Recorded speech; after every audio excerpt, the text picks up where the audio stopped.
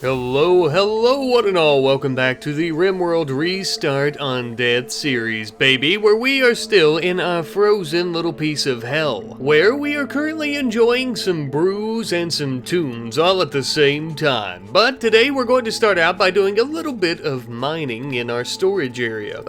Actually, it looks like we're going to begin today with a raid. Yes, indeed, it would seem that the RimWorld state government has sent more soldiers here to try and stop our little resistance. They were fairly well equipped and they were supposed to prepare for a while before the attack, but they got a little bit too close to our camp, so we began firing at them. We weren't about to take any chances with these dirty bastards. One of them had managed to break through our lines and was approaching with a large wooden baton. It would seem that he wanted to take us prisoner, but we ended up killing him. The other was wading through shallow waters with a Tommy gun, and we ended up killing him as well. Sorry about that, lads, but we won't be facing any of your perverted justice today. The third soldier made the smartest decision of the three, the poor coward. Well, that's one way to start an episode, I suppose. Now with the threat gone, we can finally finish up this little room that we have mined out next to our storage area that we're actually going to be using as a research area. For our first research, we're going to be working on biofuel refining. Now this will allow us to create the refinery itself and thus be able to make chem fuel, but most importantly, it is a prerequisite for all types of vehicles. We'll have eggs jump straight into that research head first, and in the meantime, we'll work on a few other projects. It was during this time that Maticus actually got a case of the gut worms, which was unfortunate because it made him a bit slower than usual, and it was also incredibly painful. As we were working on a few projects, we ended up having yet another small group from the RimWorld state government approaching us, once again wielding some non-lethal weapons. Something tells me that they're wanting to try to question us by force or take us alive for some reason.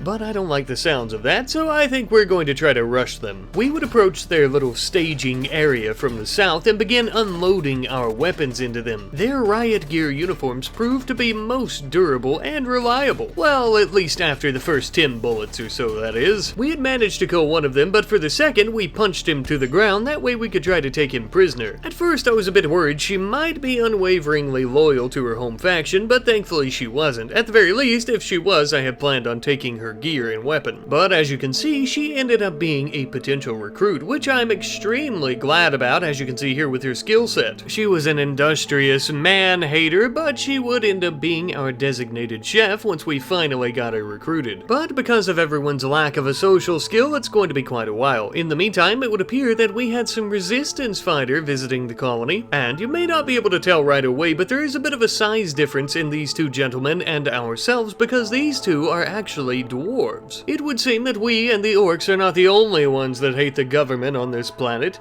We ended up trading them a little bit of medicine and whatever we could to make some silver to kind of help fund their own rebellion. Perhaps eventually we could ally ourselves with them as well as some more of the orc tribes. Eventually we may be able to build our own coalition. But now, truth be told, those are some pretty big dreams and ambitions. Before we could even think about doing anything like that, though, we're going to need to try to build ourselves up. And part of that is going to be building a proper base. As Laz and Maticus focus on constructing a base, though, I'm going to have Eggs begin working on some basic vehicles. As the name suggests, this research will allow us to create many different types of simple vehicles as well as garage doors, which are going to be part of the base itself. First and foremost, we're going to begin focusing on what we currently already kind of have in our camp, which is going to be some places to sleep, i.e. bedrooms, as well as a large dining room and kitchen. And to go about doing so, we need to mine out a good bit of the mountain, but we ended up having a little bit of an interruption. Not a raid, but an Elven slave trader. In the first episode of this series, I had saw an Elven slave trader that had came there as well, and I can't really remember what I had said about it, but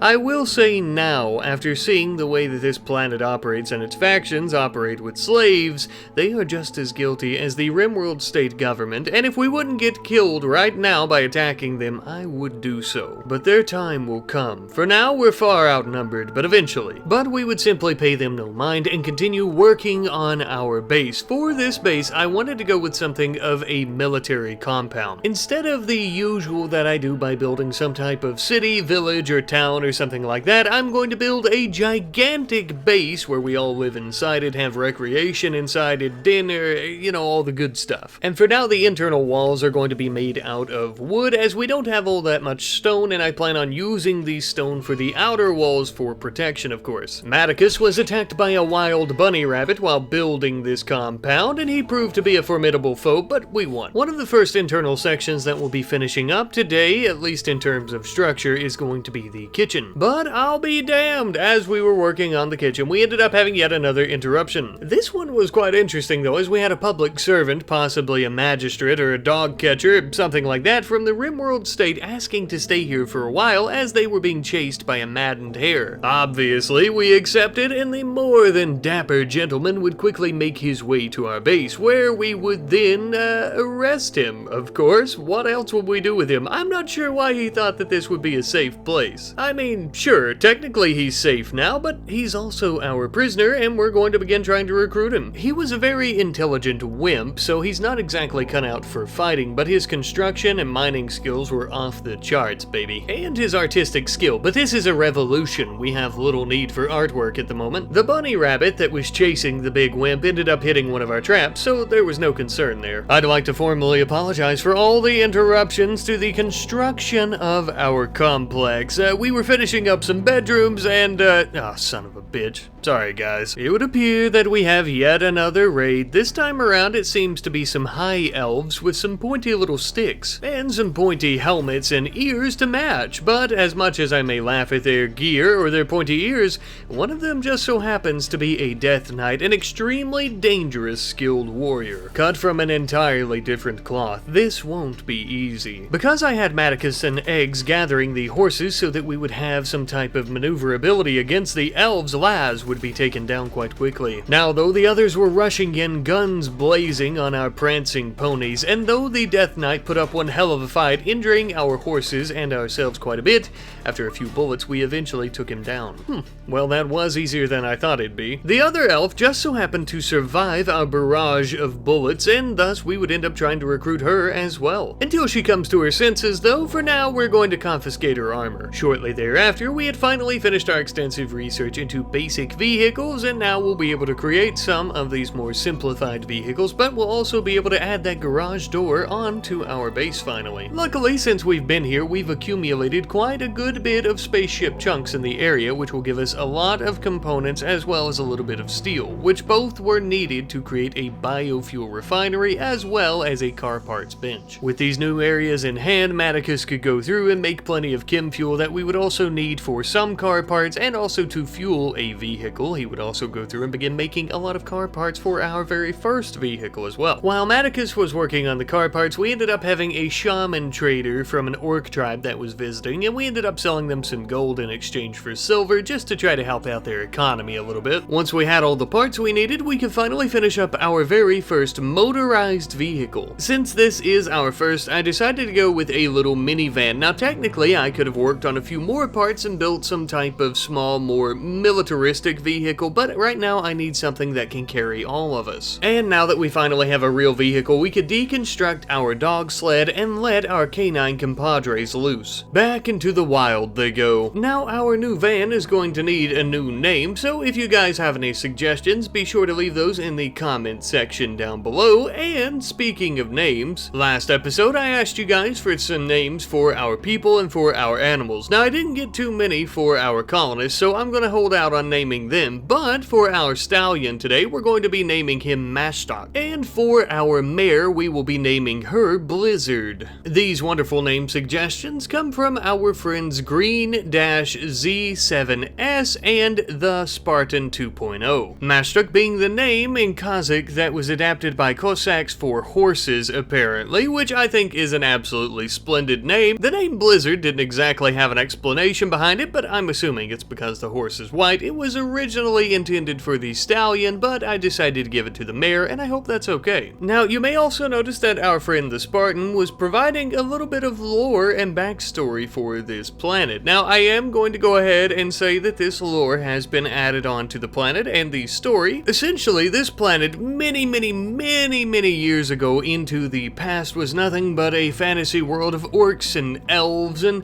a few other different types of species, but the elves ruled here with an iron fist, and humans eventually discovered the planet, enforcing their own rule upon it. Now look, I love lore. You know this, I know this, we all know this, but I am a bit hesitant to start putting a lot of lore into this series, because if we end up losing Laz, and only Laz, we have to restart. But if you guys want to provide some lore in the comments section, I will sparsely pick and choose and add it onto this story, and I would very much appreciate it. Now then, with our naming done though, I think it's about time we start beautifying the base up a little bit with some nice stone floors in our kitchen and dining room, and a little bit of wooden flooring in our freezer. We were sure to keep one of those pieces of wood though to try to add another peg leg onto Laz with his destroyed left leg. Thankfully, this type of surgery isn't exactly complex, and Maticus had a decent medical skill, so everything went off okay. Laz's moving, I think, was about 30% or so, and after his anesthesia had wore off, you can see now it's closer to 60%, which still isn't all that great, but it's better than what it was. When it comes to his speed and running away from danger in the heat of battle, a little bit of a percentage could make a big difference, and could mean the absolute difference between us having to restart and Laz surviving. I also want to take a moment to try to improve the quality of life of our soldiers here, as well as our prisoners, by updating their bedrooms with some dressers, end tables, and even a few plant pots. We would also toss in some vents for some temperature control, and we would be heating up the entire building with a wood-fired stove. Eventually, we should have enough power production to heat the entire building up with some actual electric heaters, but first we're going to need to research batteries, and I've been a bit lazy, and I don't think I'm going to do that anytime soon. Especially since we have all of these construction projects that we're expending our resources on, but we'll take some time later on and eventually get around to those batteries. But for right now, I want to actually try to research something else, which is going to be advanced lighting. There was no real specific reason I wanted this other than just for cosmetics, right? I really don't like the little orange warm glow that comes off of the wall lamps, and thus I wanted a nice bright luminescent white. Swap out those old shitty light bulbs for some nice bright eye-scorching LEDs. I also realized that we only had a horseshoe pin for recreation, so I wanted to throw together a nice chess table for everyone to play. Not only would this help them out with recreation, but it would also help keep their minds and their strategic strategies, I guess you could say, sharp. By this point, we had finally managed to recruit Stephania into our ranks. It took a very long time, seeing how Laz doesn't have a very good social skill in this playthrough, but she actually has a little bit of a better social skill, and thus our other prisoners shouldn't take as long to recruit, thankfully. I would let her pick and choose anything she wanted from the storage in terms of our armor and weapons, even though we really didn't have all that much. But she managed to equip a nice elven brain bucket and a long spear to try to poke someone in their ribs. Now that we have some additional population though, I'm going to begin loading up our van with a few different types of resources and items that I would like to trade, and I think I'm going to try to purchase us some weapons. Our first stop would be the nearby orc tribe, and after that we would actually go off a little bit further to the southwest and do some trading with an elven tribe. It's more like an elven society though, as they are much more civilized than orcs. Some time later, we had finally returned back home with a lot of the items that we actually left with, as they weren't even willing to buy any of the RimWorld state government equipment, but nonetheless we had a Nordic bow now, as well as a repeating crossbow. I will say that I much rather prefer firearms, but I'll take what I can get for the time being. Now, with everyone back home, safe and sound, I thought it might be fun to go ahead and do a little bit more of construction under the base here. We're actually mining out a small section to move our research table and our filing cabinets, which increase research speed, into a new room that is closer to our dining room. I also tossed in a bookshelf for good measure. After that, we began hunting an entire herd of caribou. Now, we were wanting some meat, of course, but I was also very much interested in the heads of the caribou themselves. As you well know, we have a taxidermy bench, and we'll be able to mount the heads of these caribou on some wood, and once we put this on a wall in a room, it will significantly increase the beauty and value of said room. Thus, in keeping the surroundings nicer, keeping our people happier, and less of a chance of them having mental breaks. People are always asking me for different tips about RimWorld and stuff like that, and one of the biggest tips that I can give you is that a happy colony is a colony that survives. Something else that makes people happy is fine meals, and to go about doing so, we would need some additional types of crops. So I ended up planting some potatoes, go with what we currently have, as well as heel root,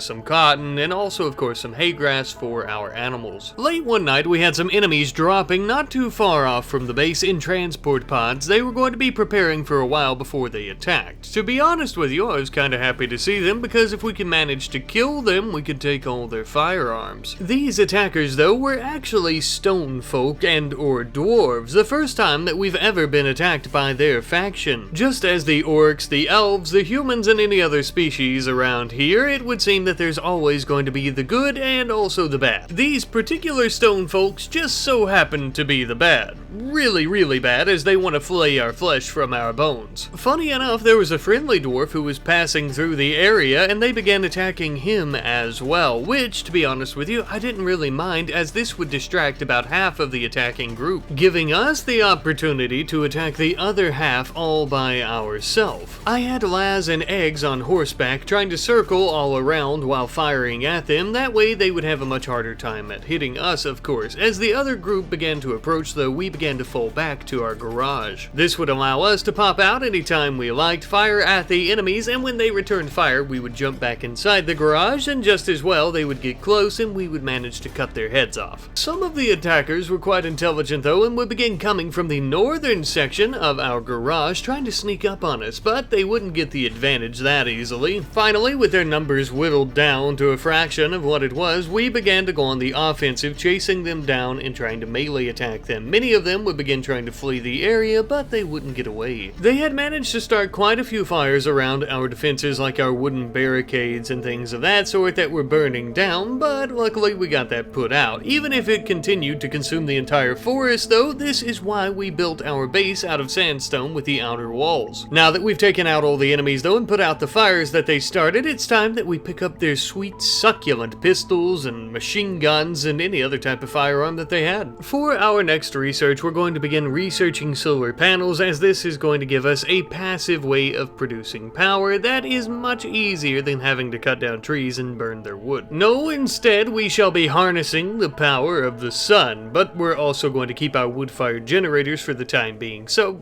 okay, I promise we'll do some batteries soon, but not right now, okay? We would also begin building some sandstone fencing around our growing area. This won't prevent some animals from getting in here and eating our crops, though it should help deter most of them from doing so. We also finally recruited the RimWorld State Public Servant known as Bunnin into our ranks. His skill set will come in very, very handy as we continue mining and constructing in our pursuit to make the base much larger. We then finally finished up our research into solar panels, and we would now begin working on an area to actually put them. We were deconstructing our wooden canopy that we had to build to keep the rain off our campfire and whatnot previously. Unfortunately, this also means that we need to deconstruct and/or destroy many of the ancient war runes that sat here, like the old ruined ACP vehicles. It felt sort of disrespectful in a way, but it was necessary. Now finally, with enough space cleared, we'd end up building something of a courtyard. It's a walled-in section of the base where our solar panels as well as our wood storage is going to sit, but it is going to be unroofed, of course, because we need the sun to hit the panels, and people could come out here and hang out or something, I don't know. Now finally, the moment that we've all been waiting for, we are going to research batteries. I know, hold your applause. Thank you, thank you. In the meantime as well, I'm going to be adding in an electric stone cutting table, as our previous non-electric one was destroyed due to the fire that was set by the dwarves. We also had a cold one, a prehistoric looking creature attacking our horses. It looks like we got here just in time, and some gunfire scared it away, but we began chasing it deep into the forest as we couldn't just let that slide. But I began to think this creature's not only quite brave trying to eat our horses, but it's also extremely resilient, as we saw by shooting at it several times. That's it, pal. You're coming home with me. Some people have their own personal rooms for their dogs, some people have their own personal rooms for their cats. I just so happen to have one for a bloodthirsty killing machine. I think I'm going to name him Princess, assuming he doesn't eat us when trying to tame him, that is. Would you look at that? We have some batteries now, so that's pretty darn sweet, eh? I ended up digging out a small section right next to our freezer for the battery room, at least for the time being. I had all this little small space here in the mountain in between our storage area, the freezer, and the kitchen, and thus I'm trying to find some stuff to put in there, basically. But my friends, this episode we have made some pretty big leaps, not only in increasing our population and technology, but just in general with constructing a proper base, a proper military-esque complex. this. I think it looks really good for what I'm going for. As I mentioned, I believe earlier on in the video, but I'll mention it again. I just want to do one big complex, right? With all the bedrooms and everything on the inside, sort of like we did in the Gun Empire series if you watched, with the mountain base, except we're not exactly in the mountain. We are creating the mountain itself, except it's just going to be a fortress, that is. If I don't forget, I think next episode I'm going to try to put a heavy focus on defenses. Currently all we really have are some spike traps and the garage door, which is not exactly ideal. We need some proper sandbags or barricades or possibly even some embrasures. But my friends, I must bid you farewell. I love you guys ever so much. I do truly hope that you have enjoyed this episode, and I hope you're all still enjoying this series, and I hope to see you next time as we continue Laz's journey throughout the cosmos and the universes in a whole. But once more, I love you. Goodbye.